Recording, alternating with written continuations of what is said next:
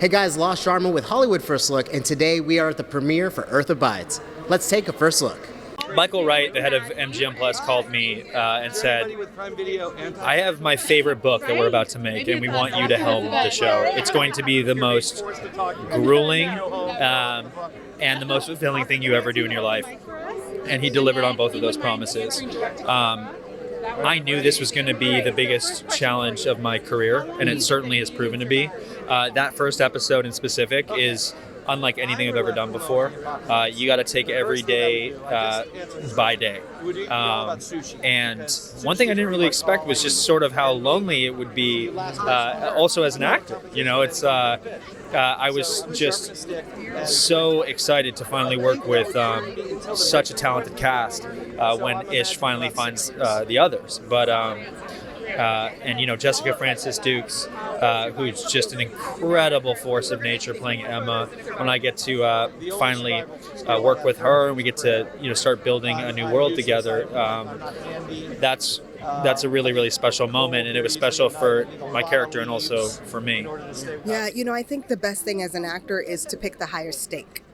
And when you have nothing left, when all the things that you deem important are gone, including how you identify yourself. You know, she's a mother, she's a wife, she's a family member. All these things are now gone. So who are you at your core, and what are you meant here to be here to do? And so I think that, you know, Emma is just this sort of force, you know, and to play her, I had to dig down into myself to find that in me. You know, you have to strip away all those things that we have that are important to us now, and imagine what it feels like when it's just you and the earth.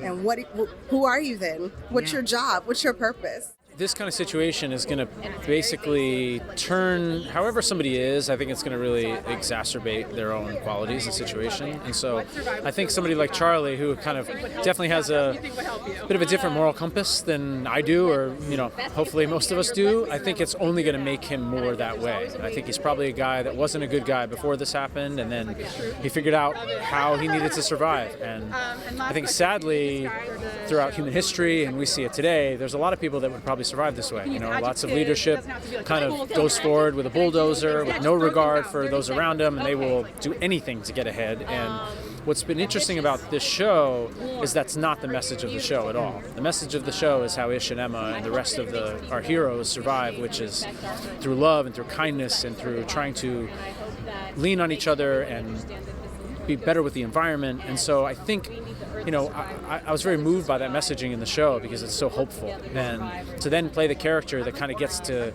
my job is to ram up against that. It's actually very fun because the more that I ram against that, the better it seems. Well, I put everybody in trouble when I said the first episode had to take place in real time. That lets us 5 episodes to do 50 years. So at first it was the most scary thing, but what I find in life is whatever's the most difficult, lean into that. You know, track down your monster and punch it in the face. So time, instead of becoming an enemy, actually became a friend. We leaned on it for transitions. We leaned on it for big milestones in life, birthday parties, births, the drought, all these story turns that allowed us to pull people forward so that it didn't just feel like in the middle of an episode, oh, where are we going? We're drifting. It was always starting an episode and we're like, okay, now it's new. The kids are older. The stakes are higher. What's happening? The strangers have arrived. So time became our friend by challenging it. There were so many conversations because we had to track a specific timeline that everyone could adhere to, from makeup, wardrobe, visual effects, actors. Everything had to be aged appropriately per the timeline. So then you had to make the story, tell the story, and the best way to do it, we found, was to create scenes that were inherently time-changing, like a birthday. So if you see a birthday, you automatically know time's changed. If a drought comes in and something happens, you automatically know you've moved forward in time, instead of just, well, they go to sleep, they wake up 10 years later. That didn't really progress the story. So we focused on specific scenes that would help us make the transition to the next leap in time. I'm not particularly organized in my everyday life, so this was definitely one of the biggest challenges, was every day going, where are we in this story? Because obviously we cover their lives over 50 years. So that was just a challenge that presented itself, but without giving too much away, I did find these like milestone moments in the story. So I would say, was it before or after this crazy event that happens, or before or after this insanely traumatic event happens? And I think when I started doing that, I started to understand a little bit more about where we were in the story, but that certainly was one of the biggest challenges.